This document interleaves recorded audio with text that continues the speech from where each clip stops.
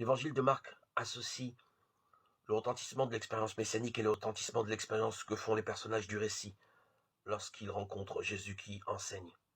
Ce nouvel empilement n'est pas explicitement réalisé par le texte lui-même, mais il s'adosse très certainement à la lecture que les premières communautés judéo-chrétiennes faisaient de Lamentations chapitre 4, 20.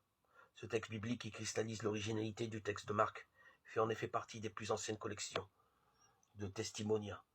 Fait rare, sinon unique, il se trouve déjà christianisé dans la Bible grecque elle-même. Dans le texte hébreu, Israël pleure l'absence du roi que Dieu a oint pour conduire son peuple. Le souffle de nos narines, le Messie du Seigneur est captif dans leur cachot. Lamentation 80. Dans la Bible grecque, le mot Messie est bien remplacé par son équivalent grec, Christ. Mais la construction grammaticale de l'expression a été modifiée. Le souffle de notre face, c'est le Christ Seigneur. Il a été pris dans leur destruction, lui dont nous disions, à son ombre, nous vivrons parmi les nations. Lamentation 80. Le verset n'évoque plus une figure royale parmi d'autres, un Christ du Seigneur. Il dit le Christ Seigneur. Christ Seigneur, c'est ainsi que les chrétiens appellent Jésus.